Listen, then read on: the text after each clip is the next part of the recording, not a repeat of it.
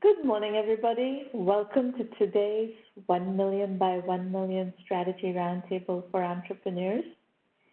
Today is our 500th roundtable. It's a major milestone for the company, and as you know, our mission is to help 1 million entrepreneurs reach $1 million in annual revenue and beyond, help build $1 trillion in global GDP and 10 million jobs.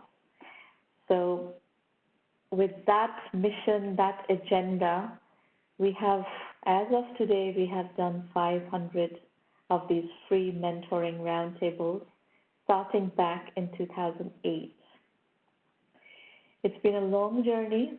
It's been an incredibly enriching experience of being here with you from all over the world, week after week after week.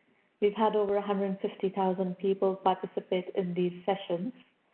And today, 1 million by 1 million touches a community of well over 500,000 people. Just on LinkedIn, I personally have something like 435,000 followers. And then we touch you through all our other touch points, whether it's Facebook, our blog. We have a massive readership of our blog. Actually, millions of people have come to the blog in the last 15 years. The blog started in 2005, and some of them have become regular readers. You know what is the most fascinating and rewarding for me today, sitting in 2020, having done this for 15 years, is when entrepreneurs come to our Entrepreneur Journey series of interviews. We only invite entrepreneurs who have a minimum of $5 million in annual revenue to be featured in the Entrepreneur Journey series as a case study. And these case studies are what powers the program, the curriculum, etc. Well, these days, a lot of entrepreneurs are coming and seeking to be featured, and they tell me that they've been long-time readers of the blog and the Entrepreneur Journey series. So they have been following the Entrepreneur Journey series for 10 years, 6 years, etc. And that is incredibly rewarding for me, that people are learning just by reading, thousands of entrepreneur journeys. We've done more than 1,000 entrepreneur journeys case studies at this point, and entrepreneurs from all over the world who have been successful have also been very generous in coming here and sharing their experiences with us and with you. Every single case study is available on the 1Mby1M blog for free.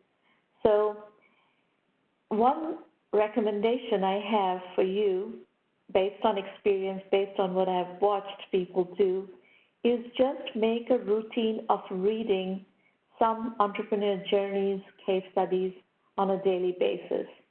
Maybe every day, if you spend, even if you spend 15 minutes just reading one case study and thinking about it, over the course of a year, you can read 365 case studies, and I can guarantee you that you will learn something about technology entrepreneurship from each of these entrepreneurs whose journeys we have been featuring. So that's our broader body of work. These roundtables have been also very interesting in that we really see people from all over the world, and we get a sense of what's happening in different parts of the world, what kind of entrepreneurship is happening, what problems are people trying to solve. We started these roundtables in 2008, the fall of 2008, when my first book was coming out. And at the time, we were on a platform called DimDim. And the founder CEO of DimDim, Didi Ganguly, a friend of mine who lives in Palo Alto now. At the time, they were in Boston. And eventually, they sold this company to Salesforce.com. This was an online events platform. And Didi said to me that, Shramana, why don't you do something on our platform for your book launch? This was the first Entrepreneur Journeys book launch. Well, I thought about it, and at the time I was also, all the speaking engagements that I was doing, I was getting requests for mentoring constantly, and because of the blog, where I wrote a lot about startups, I was constantly getting requests for mentoring. And I did consult at the time, but I was charging $5,000 a day for my consulting, which entrepreneurs couldn't afford to pay $5,000 a day to buy my time. So I experimented with this format on the DimDim platform. That is the birth of the 1Mby1M strategy roundtables for entrepreneurs, of which we are doing the 500th session today. And then, one thing leads to another. In 2009, in the fall of 2009, about a year later, I was diagnosed with a precancerous pancreatic cyst. And it was a fluke that I was diagnosed, and it was really scary. At the time, before I was fully diagnosed, there was this period that we didn't know what was going to happen, and I was writing my will and etc. But then I met this doctor at Stanford Hospital in the Cancer Center, and his name is Brendan Visser, Dr. Brendan Visser. And Brendan told me that, don't worry, you're young and the diagnosis is early. We can basically take out part of your pancreas, they call it pancreectomy, and you will be fine. So I went through surgery that fall, actually around Thanksgiving. And then while I was recovering from that surgery, I had a profound experience of, kind of standing face to face with death. So I wanted to do something that I would feel good about dying, no problem, if I had, if I do something with my life that is valuable and that is high impact. And at that point, I wasn't yet 40, and I was, wondering what would be the legacy that I would like to leave behind. And during that period, at the very end of 2009, is when I came up with the idea for 1Mby1M. At that point, I had no idea how we were going to do it or what was going to be the strategy. I knew I had the idea, I had the mission, but I didn't have a strategy. So on January 1st, 2010, I wrote a blog post. You can still read that blog post. Maybe Maureen can even share that blog post with you. And I wrote that blog post saying that I would like to do it. And my readership responded really enthusiastically, and people wanted to volunteer and so on and so forth. And that's when I met Irina Patterson. Maureen had started working with me already in the fall of 2008. So the first roundtable we did together. And in 2010, Irina Patterson, who offered to volunteer for the 1Mby1M initiative, came on board. So, both of these people are still on the 1Mby1M team, and I immensely value their continuous presence through this journey. We have together built this platform to become a global platform of great significance today. So in any case, we launched 1Mby1M at the end of 2010. I think it was November 2010 when we finally launched the program in its current format. There have been a bit of tweaks, but the program hasn't changed very much. And here we are. It's been a very, very exciting journey, very interesting, very meaningful. And today I feel like we have added, an immense amount of value to this ecosystem, and I would feel a lot less worried about dying at this point.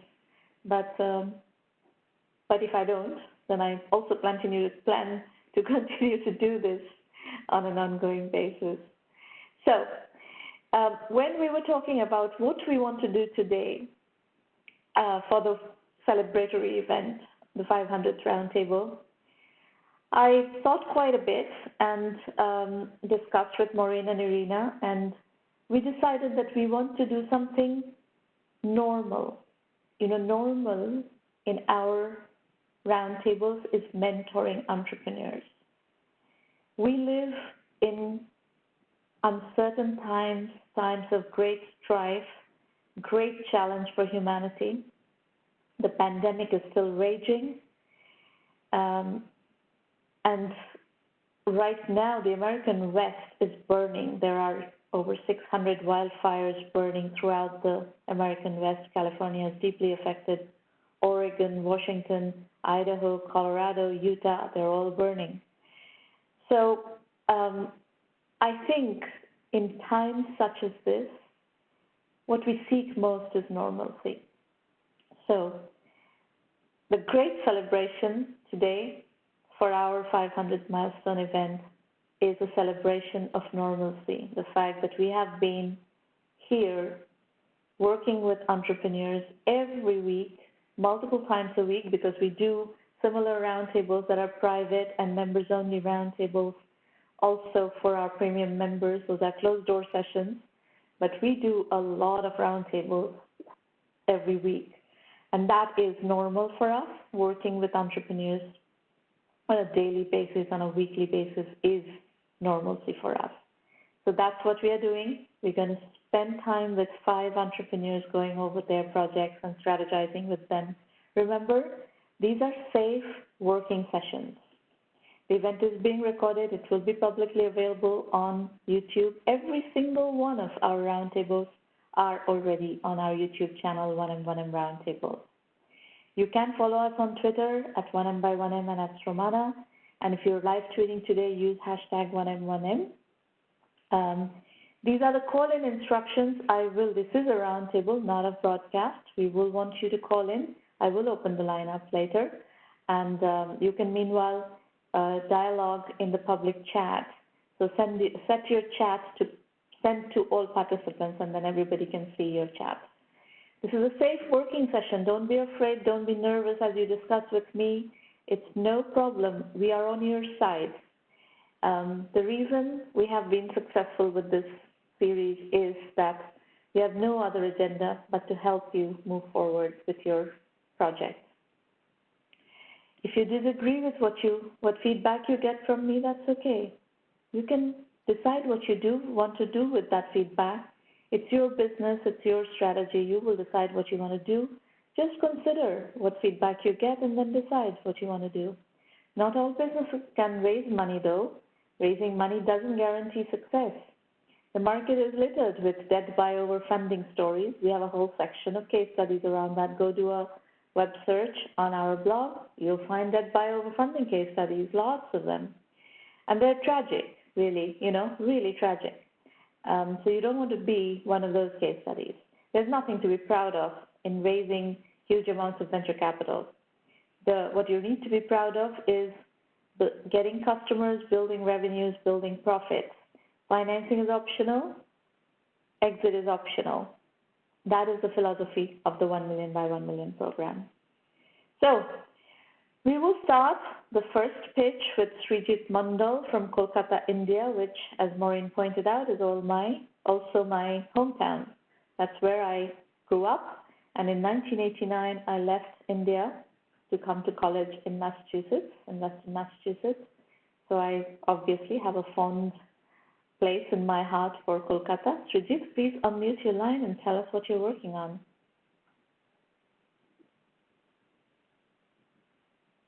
Yeah, hi ma'am, how are you doing? Yes, I'm here. I can hear you fine. Please go ahead. Okay.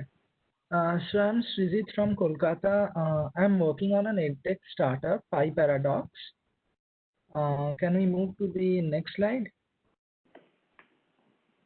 Yeah, so what we are trying to do is we are trying to integrate mathematics, statistics, and data science in a no anxiety way.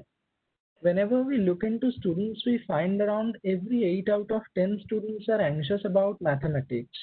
They lack a personalized learning environment where they can get their problems solved anonymously, where they can learn in their own way. So we are trying to work on math anxiety. We are trying to give them a platform where they can actually learn in the way they want to. And alongside that, we are building a bridge between academics and industry so that all the tools which they are getting from the academics, they can learn how to use them through upskilling and get ready for industry as well.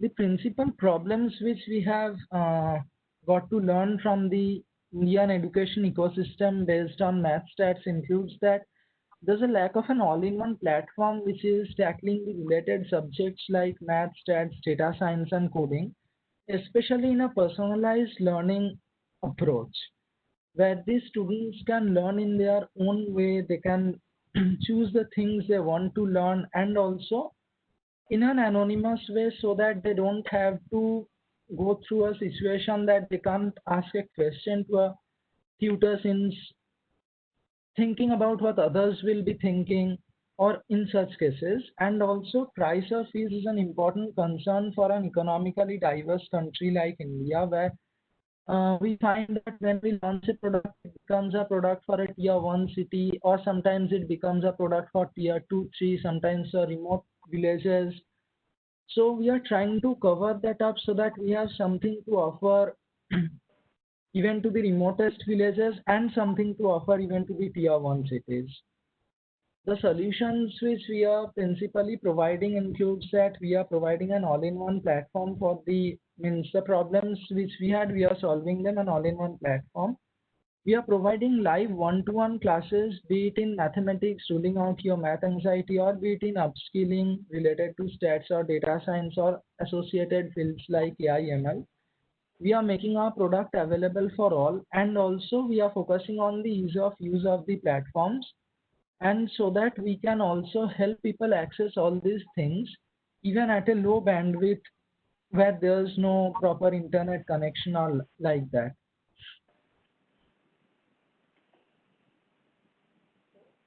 As an adoption strategy to it, we have partnered with some aggregators who sell for us. We have some digital marketing and sales representatives.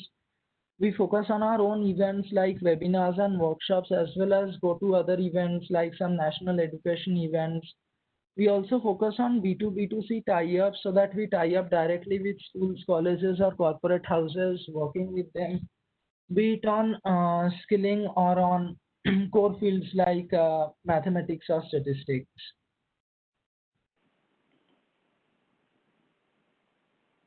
As customer validation, actually, we launched our MVP in August this year.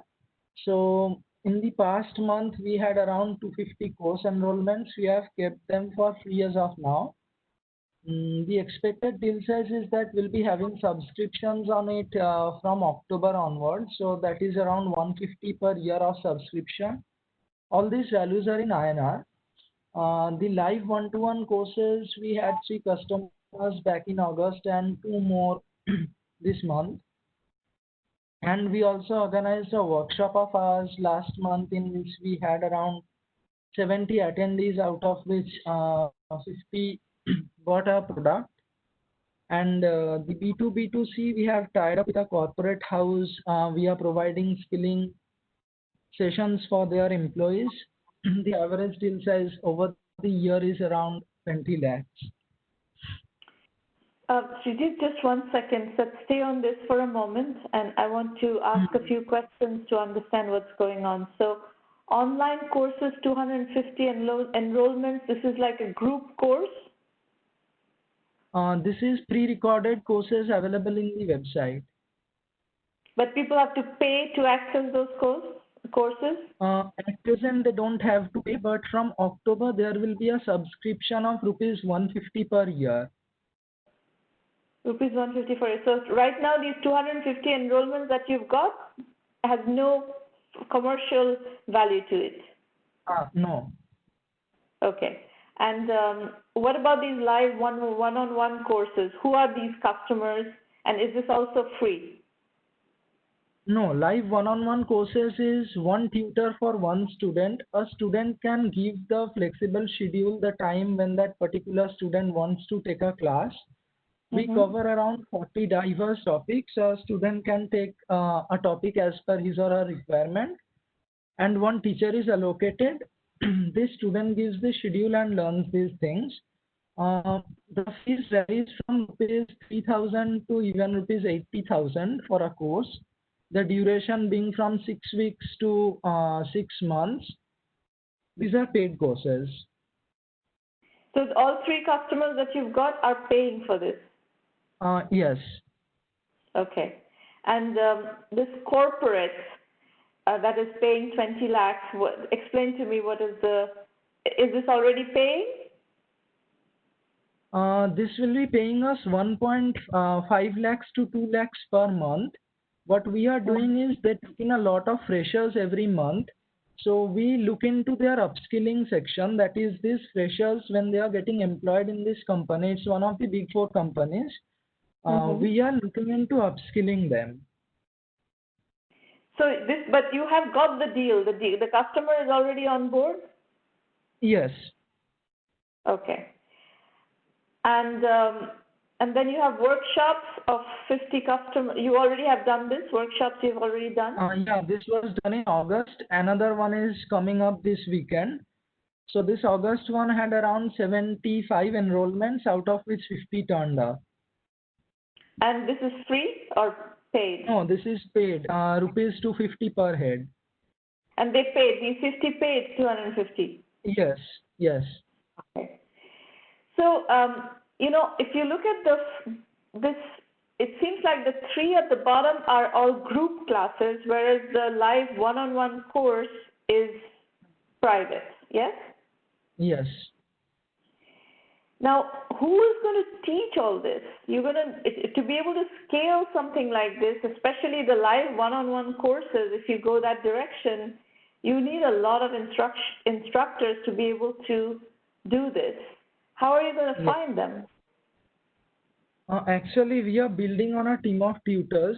We have around 20 of them. The thing is, we take a very low percentage of tutors of those who apply. We go through a screening process.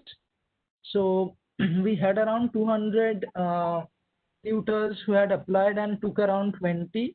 We keep a diversity. We take equal weightage for people from academics and people from industry so that both of these ends can be handled. Principally, we take in people who are doing something other than this as well. Like people who are working on this project side by side, working on something else as well. Yeah. Like we have some people. It's going to be a bit cumbersome to scale this. But, I think what I like about it is that you've got some business models validated. What I'd like to see, in the next 6 months is which of these actually take off for you more than the others. At some level, my inclination would be to say if you can do the large deal business where you have each customer paying 20 lakhs a year and you have a, small number of customers that will get you to a decent amount of revenue right away, and these are all group classes, and if you can crack the code on how to do that business, then taking that to the next level, that seems to me the most attractive business, because there's going to be enough margin once you acquire the customer that has scalability. The others are B2C customer acquisition that is harder to do, and then especially if you try to do this live one-on-one courses, I think the back end of this is going to be very tricky to deliver. But I think what I like about it is that I think there is a need. People want to learn these topics, and if you can figure out whichever one of these, or one or more of these seem to validate and become scalable, I think it's a good idea. Is your background in data science and math stats? I'm a bachelor's in statistics. From where? From St. Xavier's College, Kolkata. Okay. Very good. Good ideas. I like it. I like it. Good luck. I had a question. Yes, of course. Please go ahead. Yeah. Ma'am, will an incubation or acceleration program be better than raising idea stage funds for us? Won't be, you won't be able to raise idea stage funds. There's very little idea stage funds available in the market. So, Yeah. so I think, if you think you need help in figuring out how to build this business, you should you could join an incubator and accelerator. I'm not saying that you have to join an incubator and accelerator, but you could join an incubator and accelerator. I will explain a little bit later in the program how to use 1 million by 1 million. If you're interested in that, I will spend some time explaining that. Okay.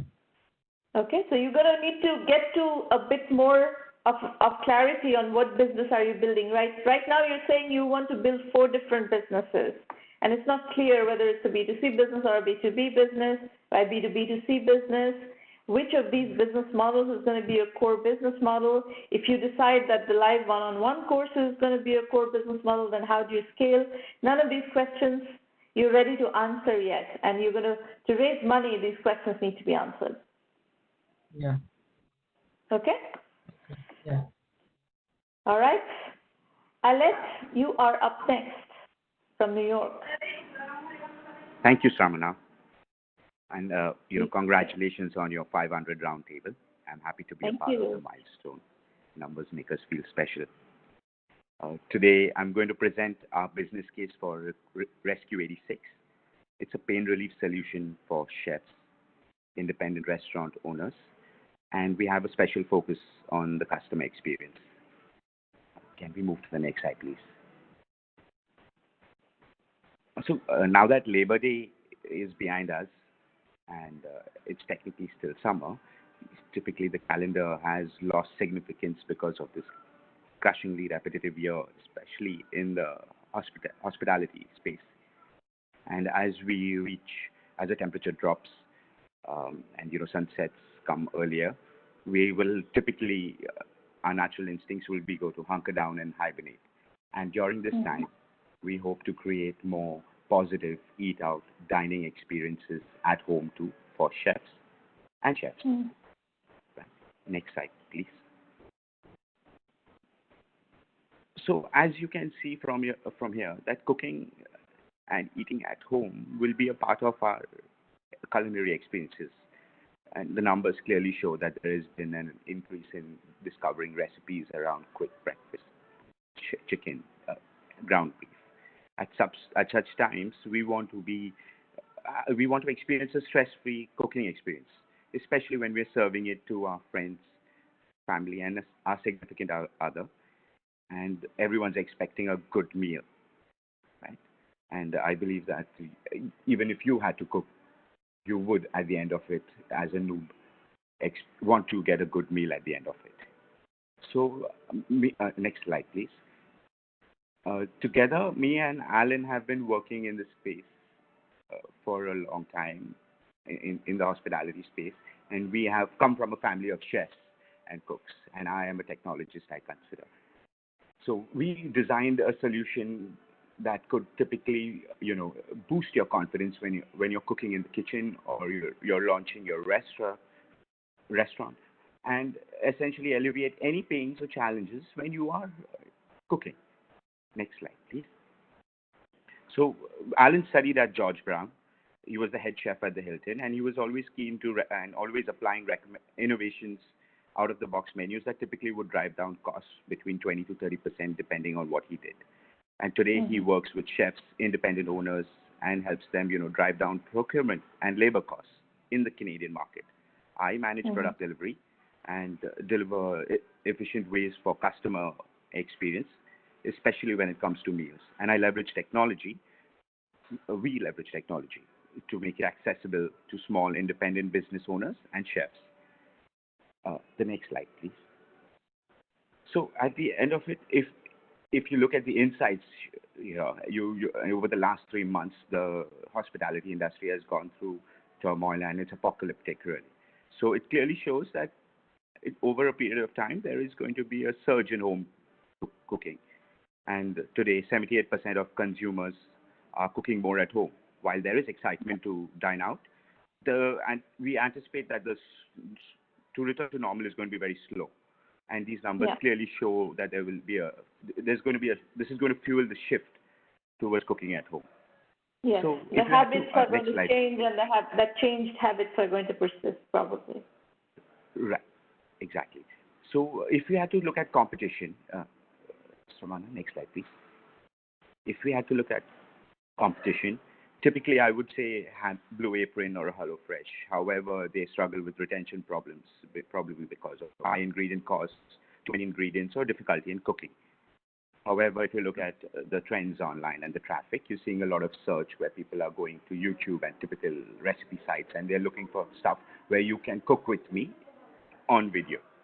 So when specifically, now there's another study that says 25% of consumers expect to return to normal eating habits when it comes and becomes available. So at the end of it, the trick to a good meal is the miso in place. It's to visualize the whole meal, its composition, the last possible spot where you can stop, freeze the development, and pick it up at a later time. The second trick is to keep the food safe. When typically your enemy awaits, which is your acids and a bunch of other things, and that's what makes a chef different from a cook or a home cook. So if we can move to the next slide, please. We're talking about the reality of a kitchen is unique. Things go wrong. So you work typically, most chefs, and I've been a part of that. Sorry. So this slide specifically talks about how people have typically started cooking at home. And there's been a surge, and the pandemic has typically 10x this increase in people at home and in people experimenting with new recipes and new foods. Right. So next slide, please. So when we are talking about cooking at home, the reality is that, or even in an independent restaurant, the kitchen is unique and the things change. And you work with what you have, you experiment with taste, less ingredients, more ingredients, and you typically want to launch new recipes. So with Rescue 86, when you upload a recipe or you have a meal prep, the engine recommends a resolution based on your defined environment and from chefs and professionals in real time to deliver that final good meal. And this problem exists in industrial kitchens as well. And we have validation through Alan's experience. So what we offer, can we move to the next slide, please?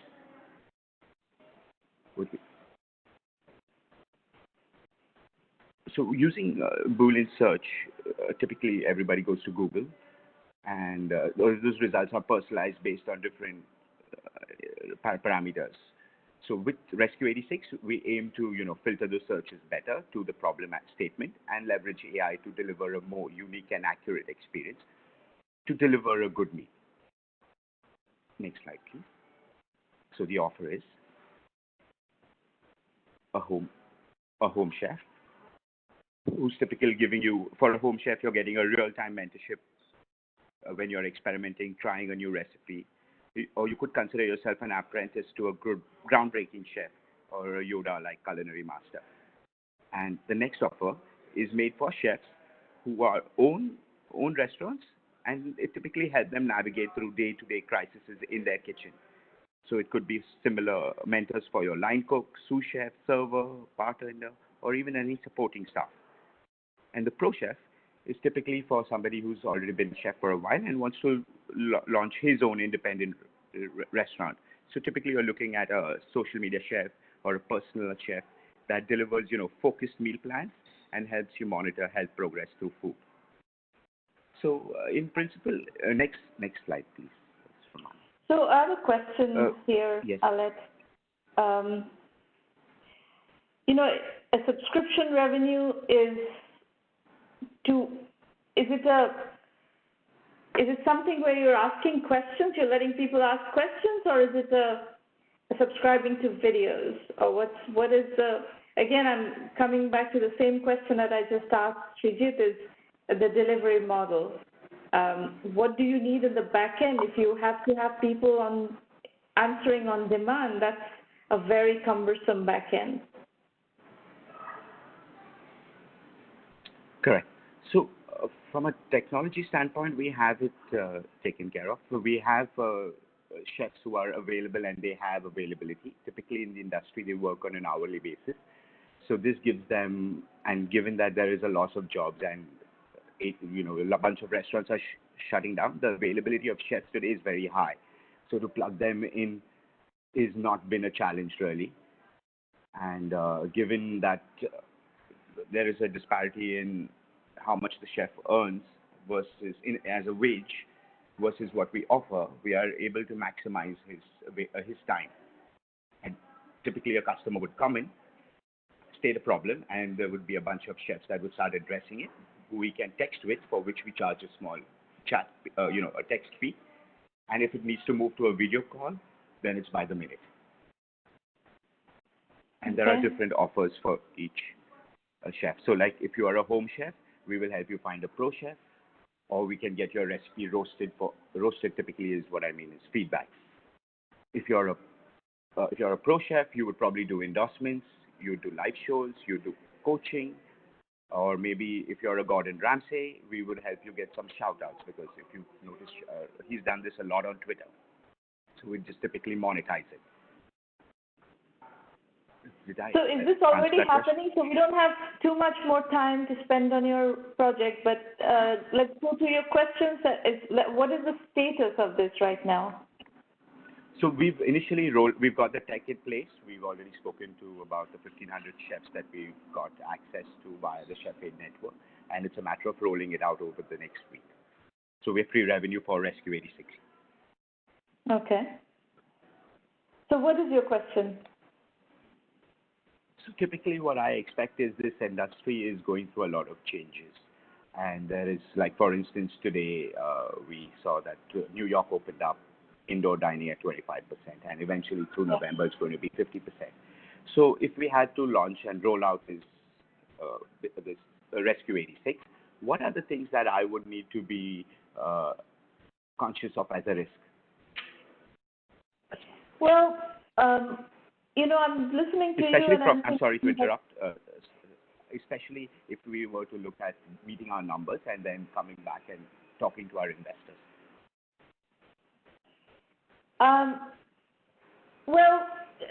Restaurant chefs would prefer to cook and not answer texts and do video calls, is my guess. So given the choice between actually cooking versus trying to teach other people, they would want to cook. That's a number one assumption that you need to be aware of.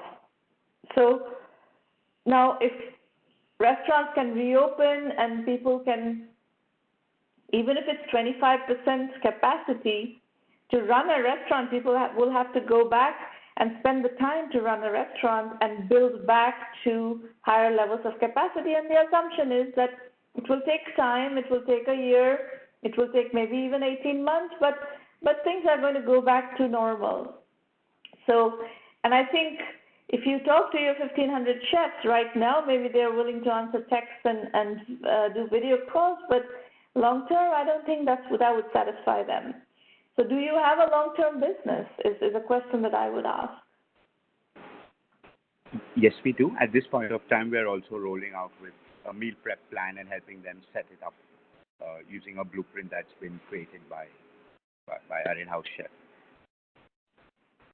So I haven't looked at your numbers, I haven't looked at your models, anything, and nothing is validated anyway yet. It doesn't feel like a very scalable business to me. So I'm just purely reacting based on what I've seen and based on my experience. So which means that if you want to raise money for something like this, you're going to need to show high velocity traction before anybody is going to, and a path to a scalable business. And this is for everybody who's thinking about raising money, not just Alet and Alan. If you want to raise money from venture capitalists, you're going to have to go from 0 to $100 million in 5 to 7 years. That is the trajectory of a venture-funded company. This is what investors are trying to assess. Can you deliver on this objective? And in the process of validation, this is something that you're going to need to be able to convince people of, and it's extremely difficult to do. Most businesses are not hyper-growth businesses. Most businesses grow on a linear pace, and they grow, much slower and take much longer to scale, and so on and so forth. So if your assumption is that you want to raise money or you have to raise money to make it successful, you better show a path to a hyper-growth business right away. Otherwise, investors are not going to invest. This is the core principle of raising money that all of you who intend to raise money need to remember. Okay?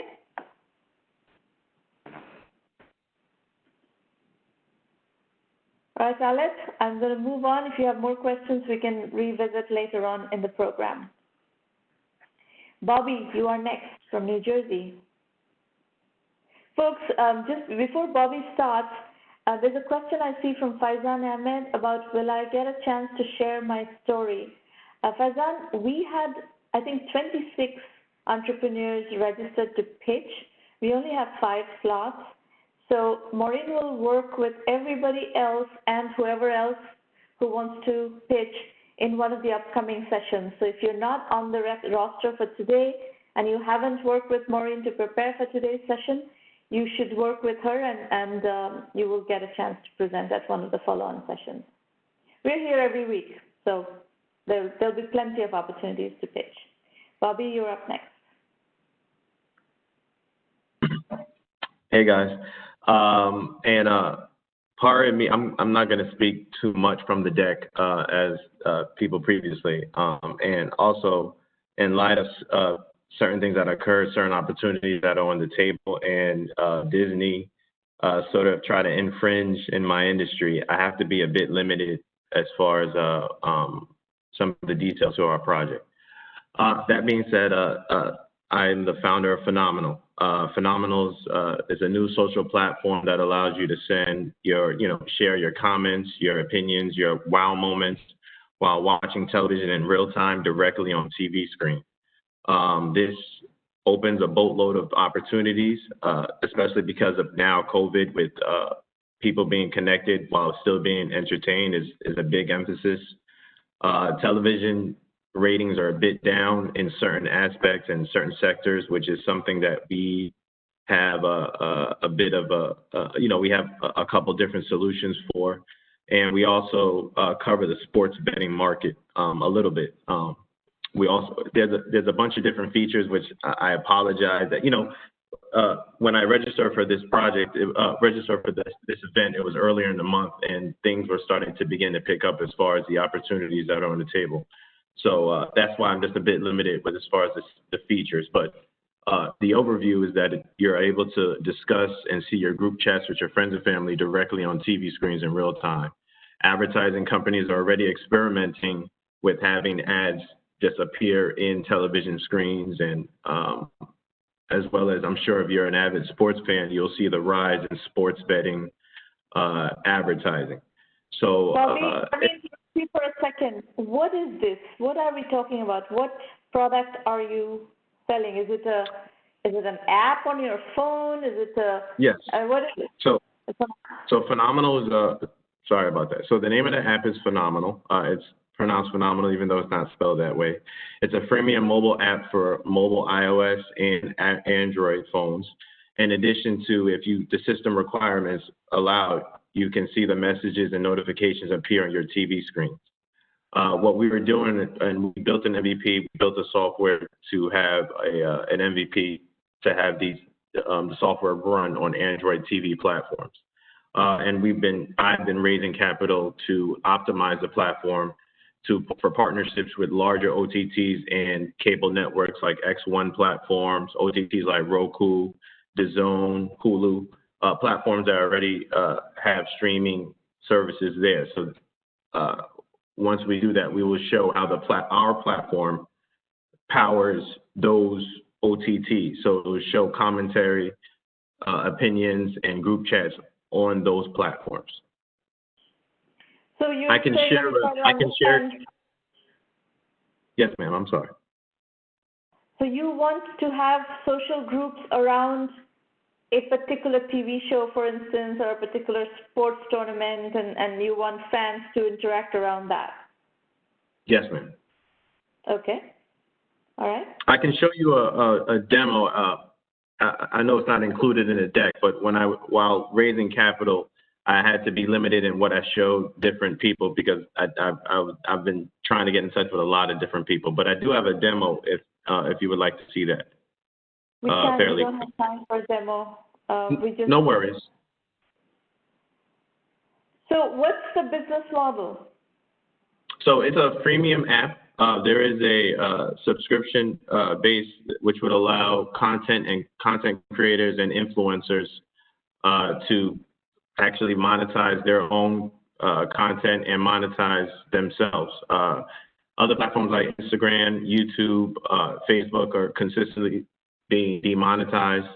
And the influencer, this is an alternative. Instead of working on production for videos and production for photos, all influencers, celebrities, and content creators need to do is find their favorite program and converse with their fans and their network.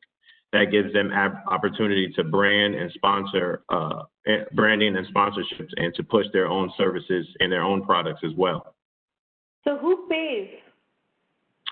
So again, it's a freemium app, but for content creators and influencers, they need to pay. There's a tiered subscription model that they need to pay, which unlocks certain features.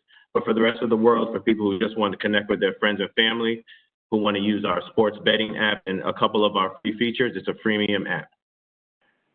So content, your monetization model is content creators and influencers are going to come on your platform and subscribe to the platform to engage with fans and sell their stuff. Correct. Much like, I'm not sure if you're familiar with Disney. So Netflix has Watch Party, though it's not applicable to television screens. And Disney just got in the game with, they're trying to experiment that with the new Mulan movie that premiered. So they're experimenting with the group chat option as well. We started on this about 3 to 4 years ago. I suspected that most of the platforms would be doing this. And now that they're in there, the industry, or they're trying to get into this specific sector, we knew we had to be flexible anyways, and our features would allow us to be more of a connective train amongst all the different OTTs and all the different platforms, and using influencers as sort of a throwback as video jockeys to be able to carry and navigate their fans and their networks across the media sort of outlook, because it's a little bit cumbersome right now, especially finding different your different platforms, your different shows. One day it's on one OTT, one day it's on the next. So we figured that making ourselves a very important tool amidst these streaming wars will prepare ourselves to possibly be even acquired by an AT&T mobile merger or a Turner merger, due to our connectivity and how we are able to show what people are watching and what people are intending to purchase and what people are intending to watch. You have a lot of market data. The big market data that is missing is what is your TAM? How many influencers are willing to pay, and what are they willing to pay for subscribing to your service? That's the piece that's missing here. Yeah, so that is actually part of our marketing plan. For anyone who has a specific question on that, we can speak on that further. But my CMO, she has a relationship with. We already have listed about. Bobby, my point is this is not an investor deck. No investor can access this business based on the deck that you have presented here. Okay. Just hang on for a bit. I'm going to explain to you how to use some of the 1M tools, and if you need to plug some of your knowledge gaps, you can use that if you want. Okay. All right. Next is Akhil Mohan from Instant Post, Bangalore. Akhil, please unmute your line.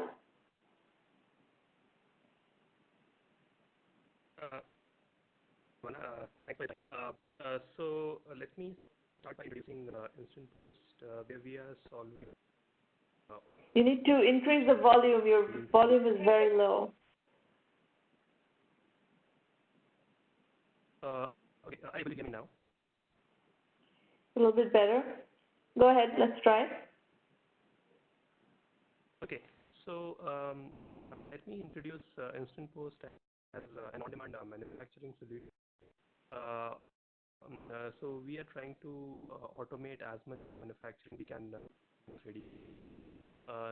Next slide, please. Yeah. So on 3D printing, we actually see the future as the e-commerce store, basically holding only the design or maybe a product information, what you could purchase.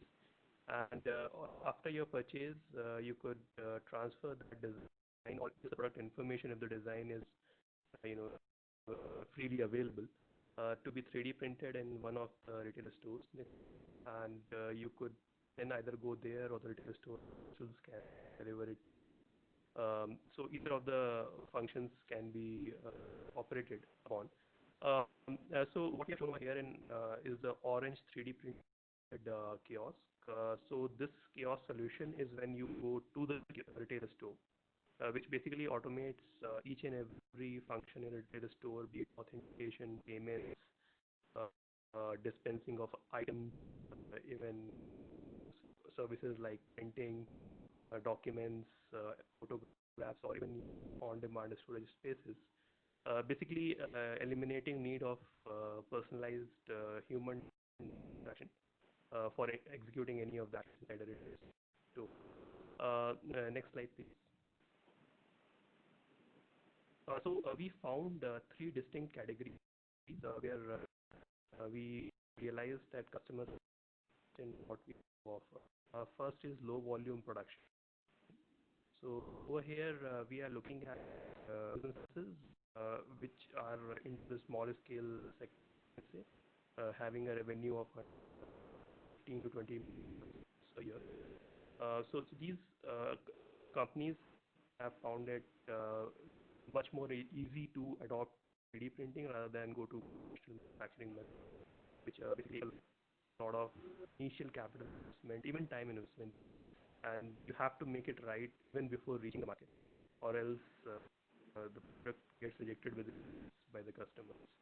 Second, as I was explaining, is offline retail, wherein our kiosk can 100% automate function inside a retail store, making them free instead of sitting at a counter dealing with customers or at a checkout queue.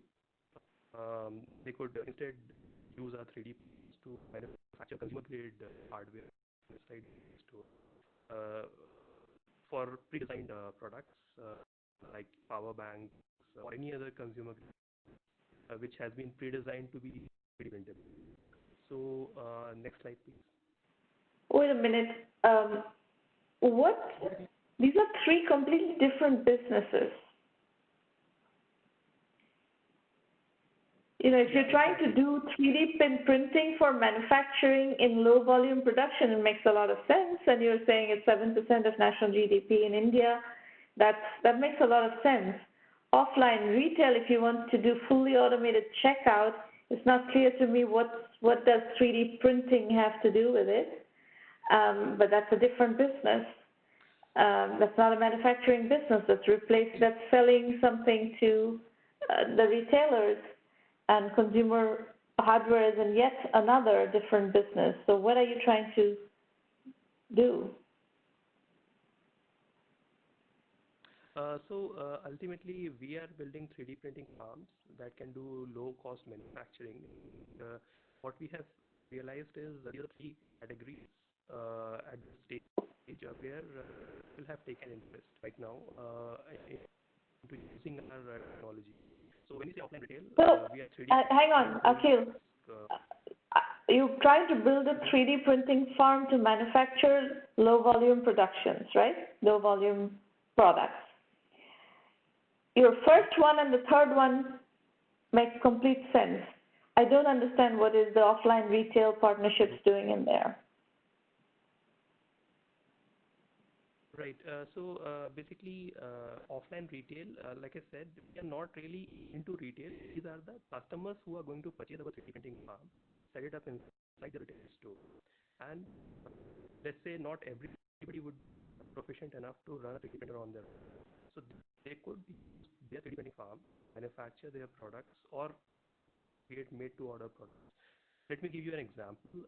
Basically, we have a power bank, so you might have a specific requirement for extra charging, or let's say fast charging a power bank. You're very difficult to hear, Akhil. Try to speak into a microphone or something so that we can get a bit more audio. Okay, is it better now? Yes, it is. Okay, so yeah, I mean, on terms of validation in low volume production, we have got so far a revenue of around $3,000. Actually, I mean, this has gone to $5,000 already. Working on a 50 stage. Low volume production is good. I like low volume production. I like the farm doing the 3D printing farm doing manufacturing, on-demand manufacturing for crowdfunding campaigns. All that sounds good. Yeah. Right now we have created these decks on our automated. Basically, we have divided a single chaos into multiple decks that you can stack together like just the way you would put Lego-like bricks to different kind of structures. So basically, you can choose and customize on what kind of services you might offer on a kiosk. And so I think maybe I'm not being clear on what I'm saying. Is if it's that cumbersome, why do you want that in your business strategy? Why does this need to be there? It doesn't come to me naturally that there should be this. The retail strategy should be part of your strategy going forward. I think the first strategy is clearly low volume B2B, manufacturing, where you are starting to see some validation. There are customers who are willing to give you this business. That is clearly the first, starting point, and then, crowdfunding, supporting crowdfunded experimental products with low volume production. That's also perfectly fine. So that's good. These are all good, but I just don't see why this retail strategy is a reasonable strategy right now. So we are basically not saying that we have to go on all three of them parallel. It's just that we have been able to develop this whole capability over a period of time because making 3D printing reusable enough to do.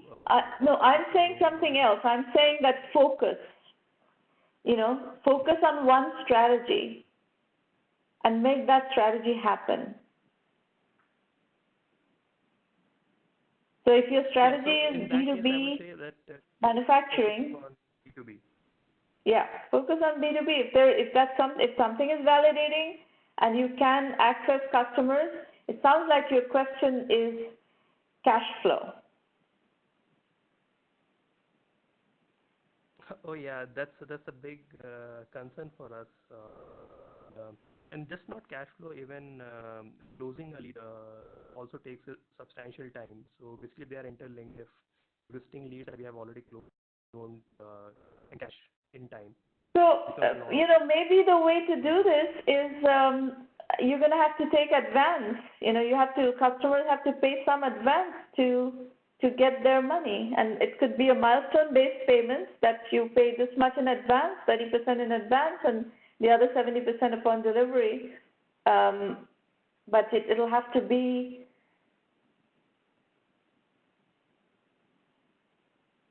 it'll have to be milestone-based. Otherwise, this business is not going to be doable. So far, Uh, yeah, we have been we are into initial stages, so we are looking at this model of collecting advance. However, 3D printing is so not well accepted as a manufacturing practice, like for making a product that goes to the customer.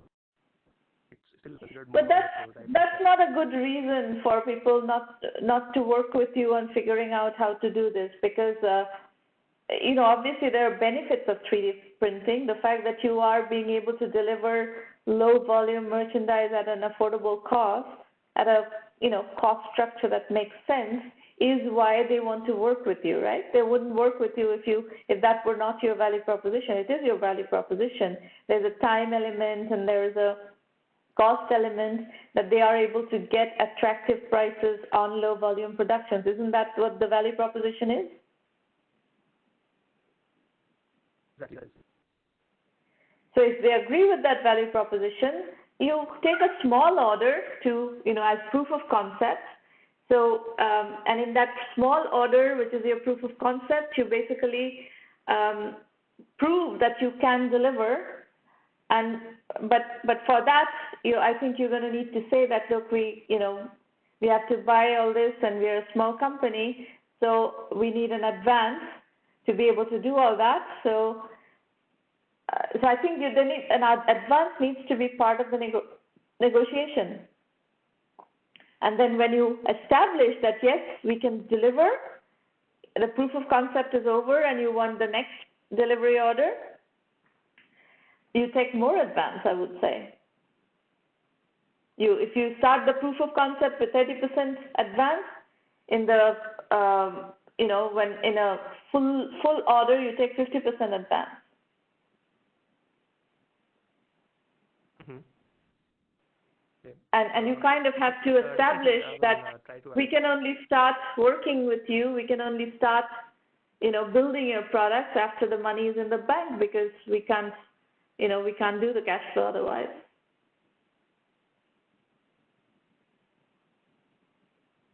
Okay, definitely. I would try to add in our negotiation. But try to have these conversations with, otherwise this business actually becomes unviable, because as a small company, how are you going to finance these orders? The only other thing that you might be able to do is have banks finance these orders. Yeah, banks often offer you credit lines against invoices, against orders, purchase orders. That's the only other option. Otherwise, you have a cash flow nightmare, absolutely. Yeah. So customers are really not keen on going for the credit line option, because it becomes binding on them to make the payments to the bank. So that is something that almost every customer has rejected as an idea of funding. But on the advance side, definitely we can work with them, try to explain them. Yeah, I think that's your only option. These kinds of businesses that require you to finance the production and not not the customers. As a small company, where are you going to get the cash to finance other people's production lines? But this is standard procedure in manufacturing. I think, I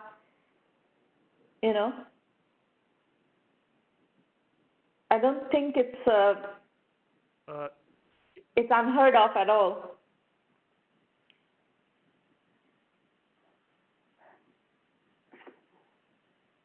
Yeah, I think it is definitely, but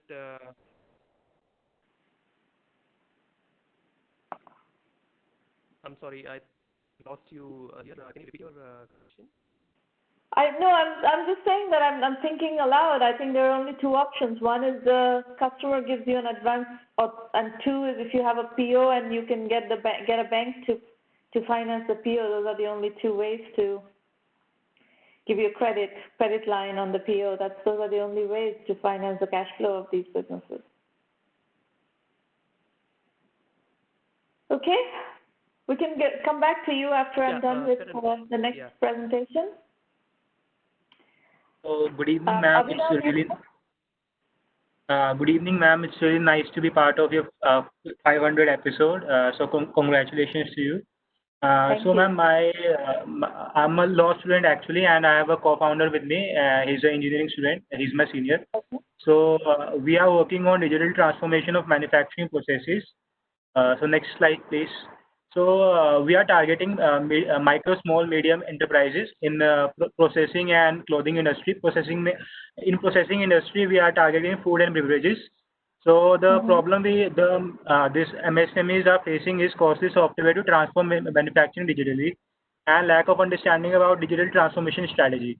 And they are using outdated lean manufacturing techniques also, and there's a disconnect between IT department and the lack of innovation in operational technology on the shop factory floor. Next slide, please.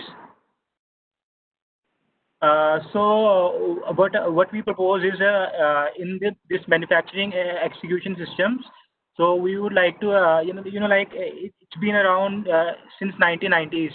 So we would like to add some new features which would be compatible to the present day scenario. Like we would be adding this analytics and IoT thing, and these are some features which I have listed about the software we are making, like real-time visibility, condition-based monitoring, and production time. And to convert our customer acquisition, we will be providing some consulting to existing manufacturing small medium enterprises in this upgrading their production facilities and selection of machine tools too. And for better decision making, we would help them with this data driven decision making also. Next slide, please. So these are again the features which I mentioned of the execution system which we would be adding. We would be adding this Abhinav, workstation. Yes, one ma'am. second. Let me check something here. Are you planning to come up with a new manufacturing execution system software? Ma'am, actually, my co-founder is an engineering student right now, so we don't have that expertise at that level. Like we could come up with the software our own. We would be like to lease the existing software and add new features to it. I see. So you want to, have you identified a piece of software that you want to work with? Ma'am, yes, actually, there's a town in India named Ludhiana. It's quite famous for clothing industry, and you might have heard this apparel named Monte Carlo. It's quite famous in Ludhiana. So, I talked with its manager. I didn't get a chance to work with the CEO.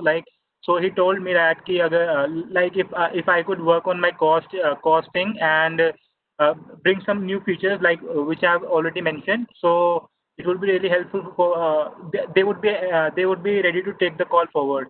And I'm still in an ideation stage. So I have been contacting a lot of industry members like from NASCOM and FTDT, IIT Delhi also. So ma'am, this is what, and the customer validation, I have four customers who said the same thing, that if a cheap and technical feasible software is available, they would be taking the forward call. And the main problem which they mentioned was about this, if they were to upgrade this shop factory systems, they would have to stop their upgrade. This stoppage would result in financial loss. So we would have to be really clear about our product market, go to market strategy also, and cost also. So, ma'am, we are currently working on that. We haven't been able to build our MVP as of now because we are in still at ideation stage. So here's what, for to you as well as to anybody out there who's trying to build an extension of an existing software, this is actually a good strategy, provided you can find the software to piggyback on. If you're interested in learning more about this strategy, read my Bootstrapping by Piggybacking series of articles and interviews and so forth. So the way that works is you have to identify a piece of software, and then you have to talk to customers of that piece of software to understand what are the gaps of that piece of software that you can plug by adding more modules and extending and integrating with that piece of software. And you need to do that in conjunction with the original software platform to make sure that they're not just providing that feature in an upcoming release and you would be out of business in 2 seconds.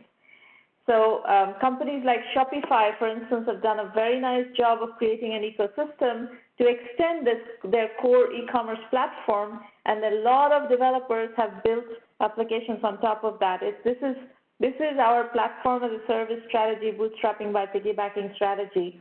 And you should try to understand the strategy, and then you need to make a judicious decision on what is the platform that you want to extend. This decision is a vital decision, and I think you're not quite there on that decision. And I don't know which manufacturing execution system has a platform strategy like this. You know, one of the global success stories in manufacturing execution systems is a company called Camstar that was acquired by Siemens.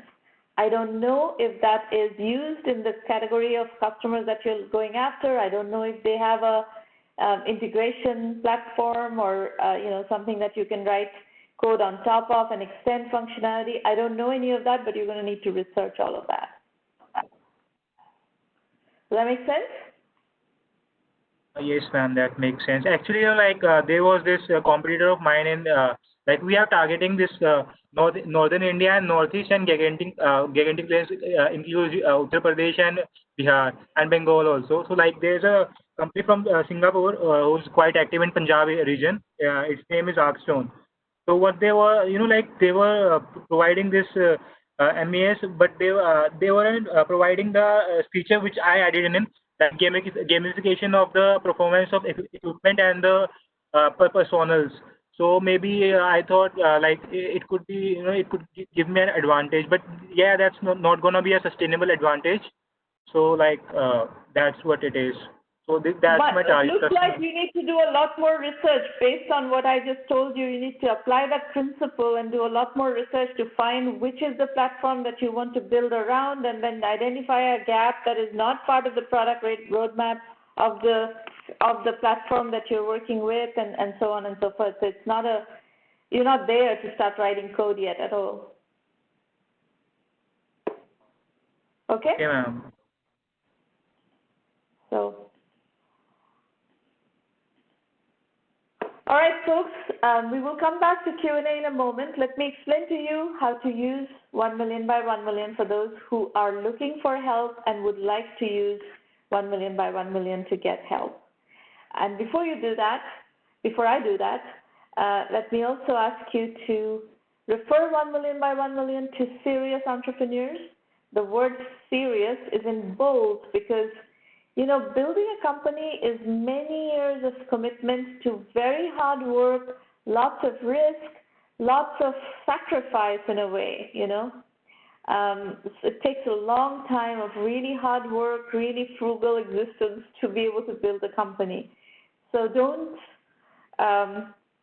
assume that you'll be an overnight success. Things are going to take longer than you think they will. So you have to make a, calculated, aware commitment to entrepreneurship. And if you are in that category of entrepreneurs, and if you are working in the domain of IT and IT-enabled services, then 1Mby1M may be the right accelerator for you, and it may not be also. The reason it may not be is that we require that you do a tremendous amount of work. In self-study, we'll provide you with the curriculum, we'll provide you with methodology, we'll provide you with guidance, but we expect that you will do the heavy lifting and the work. We will help you formulate your strategy, we'll provide you with guidance, but we're not going to do the work for you. You will need to study, you will need to do the, pieces like the validation piece. You will need to do the positioning piece, the research, the competitive analysis. You will need to go talk to customers, etc. So it's rigorous work, and the entrepreneurs who do well in 1Mby1M are the ones who are doing that rigorous work. So resources-wise, you'll find everything at 1Mby1M.com. The Entrepreneur Journeys book series is also available on Amazon. There are 13 volumes of Entrepreneur Journeys book series, and actually 12 volumes, and then there's Vision India 2020, which is another book that we published from the platform.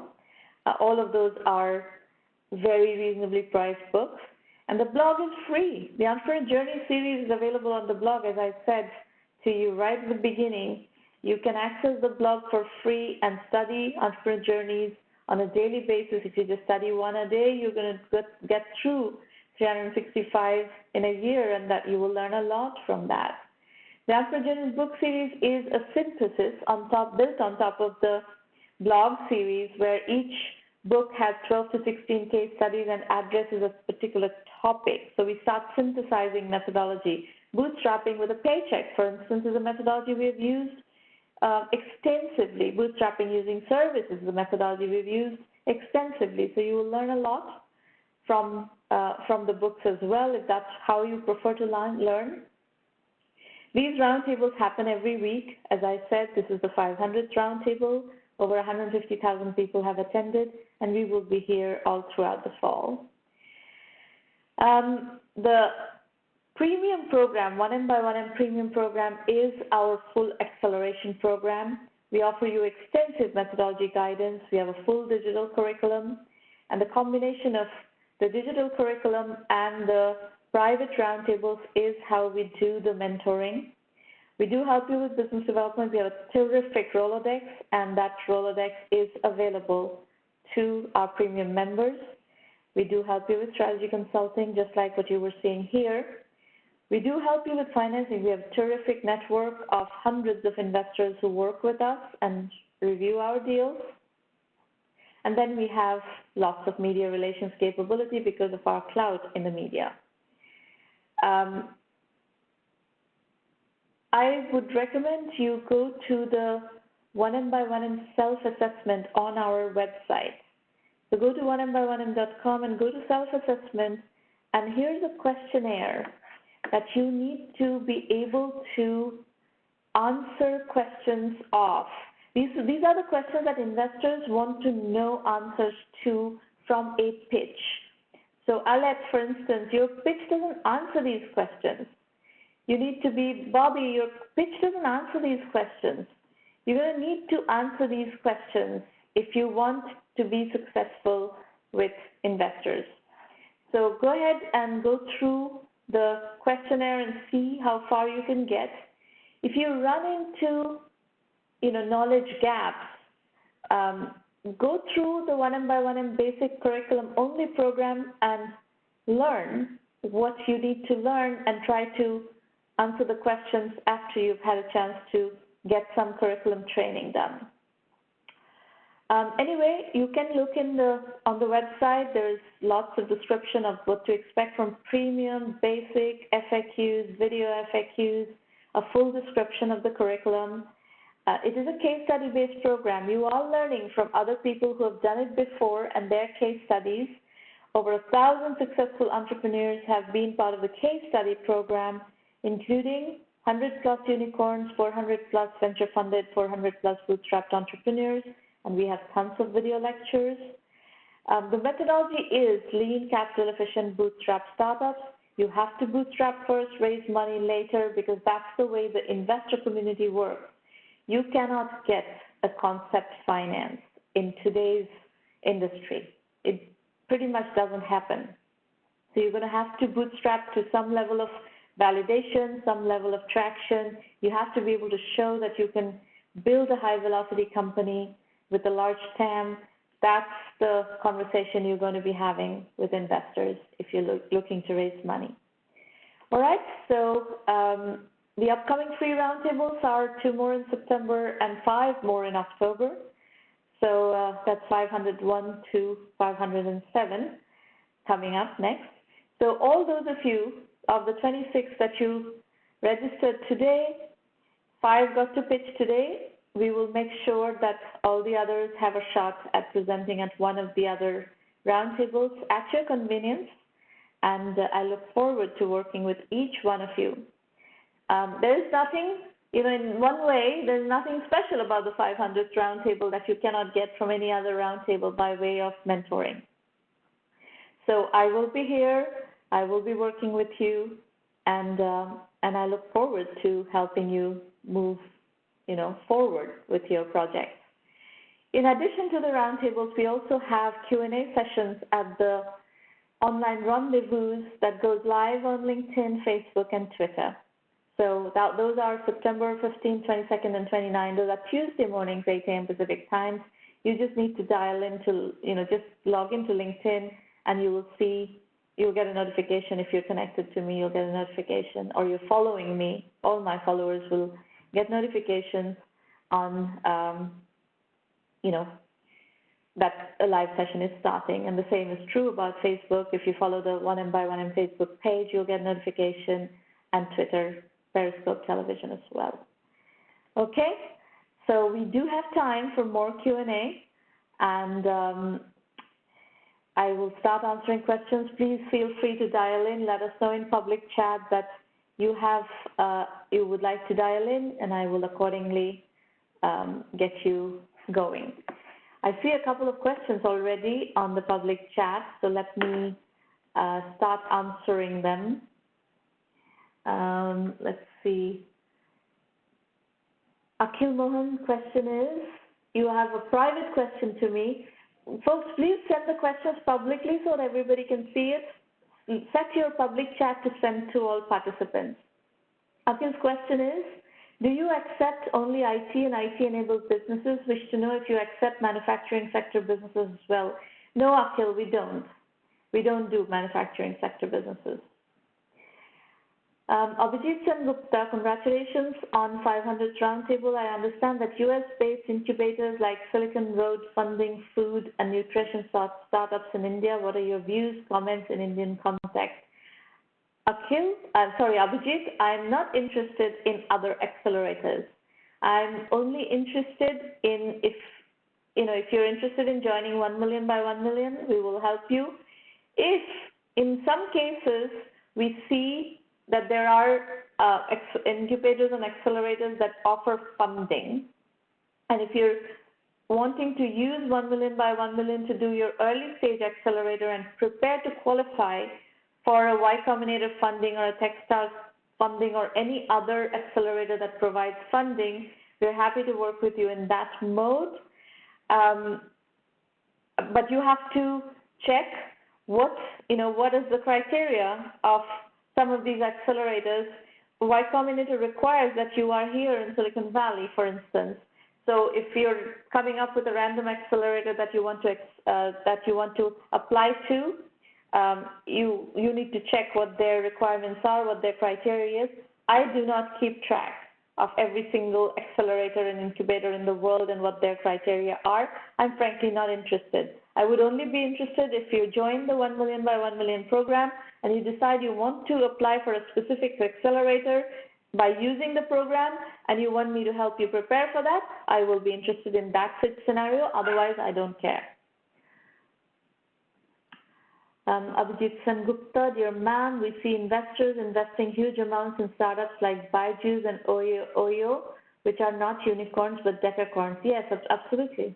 There is a tremendous amount of money going into Byju's, $500 million, the latest round of funding. Yes. So what? What is your point? India is a big player in the startup ecosystem. So yes, absolutely. There's a lot of money going into startups in India. Any other questions, folks? While you're thinking about more questions or thinking about dialing in, let me introduce you to Irina Patterson. Irina is on the 1M1M team, and she's been on the team right from the beginning for 10 years. And if you have questions about the program, Irina is your best person to ask those questions to, irina@1mby1m.com. Anybody? Questions? Comments?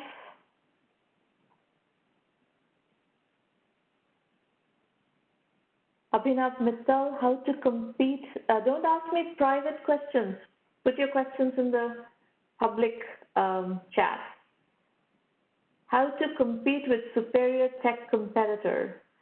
Abhinav, there is no generic answer to your question.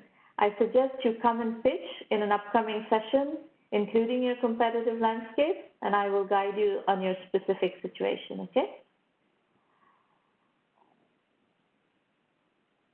Srijit Mondal is asking Maureen privately, can you explain the ROI in the premium program? It's actually on our website. If you go to the website, the home page has an ROI of the premium program fully explained. So go check that out. Yeah, send the question to everybody, please.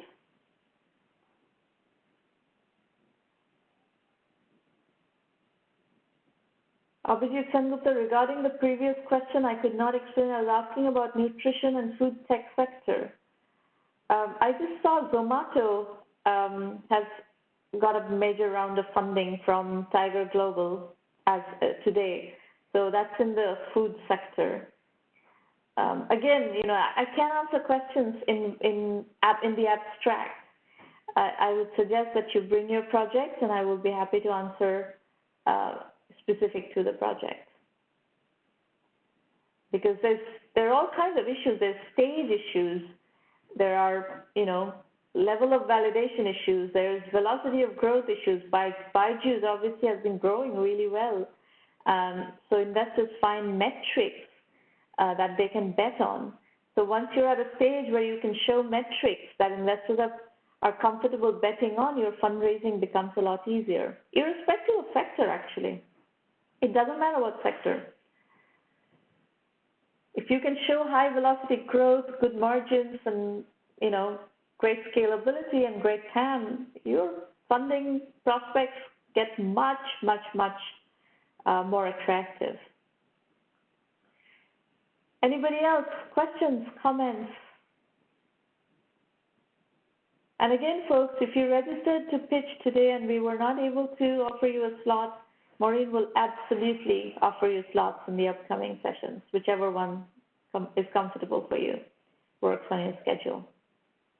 We could not fit 26 people in today's session. All right, I don't see any more questions. So thank you for coming today. It was a pleasure sharing this milestone event with you. The recording will be available, and we will be also rebroadcasting this event tomorrow on Facebook Live. So see you soon, and keep moving forward. Try to maintain normalcy in your startup journey and keep moving. It's great to see that all of you are, you know, keeping a steady nerve in the midst of absolute chaos in the world.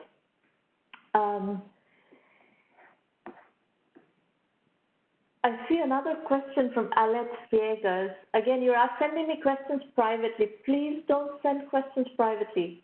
Ask questions in the public chat. The question is from Alet. Shravana, my question, we offer a meal prep setup program to help chefs, independent owners as a part of our onboarding. Blue Apron, HelloFresh are not profitable based on publicly available data. This concerns us based on your blog for restaurant clusters and subscription revenues. It appears you see something I missed.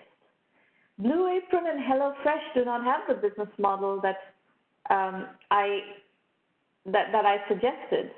Blue Apron and HelloFresh have gone around acquiring customers with poor unit economics.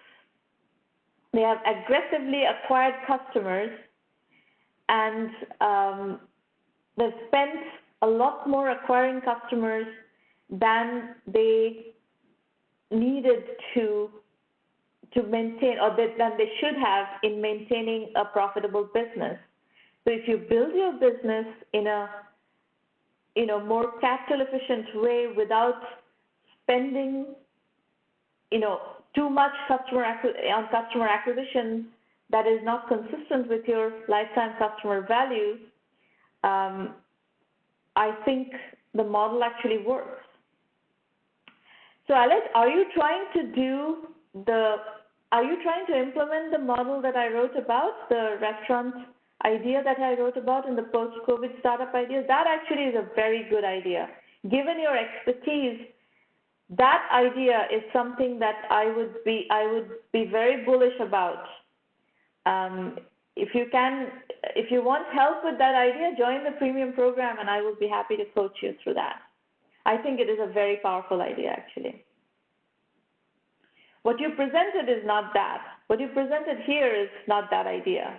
Your business model has nothing to do with the business model that I talked about in my idea. So if you want to take your expertise and apply it to that idea that I published, that is actually very worthwhile. It's a very worthwhile idea to pursue.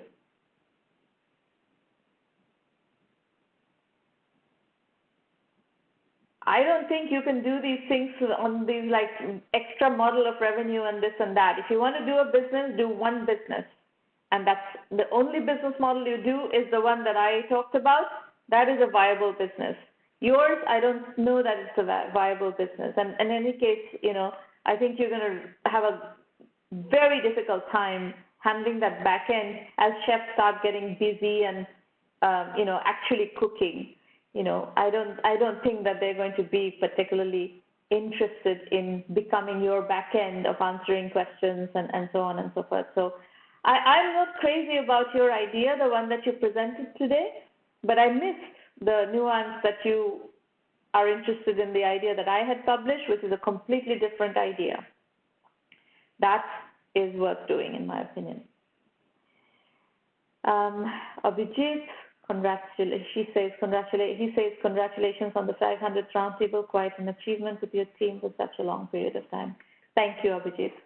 It's been a very long journey, but as I was telling Abhishek Rumta, who was on the program for a long time and continues to work with us closely. We do stuff. He's the president of Kolkata right now, and we have just done last year 2 programs, one this year actually, one in January, one last August.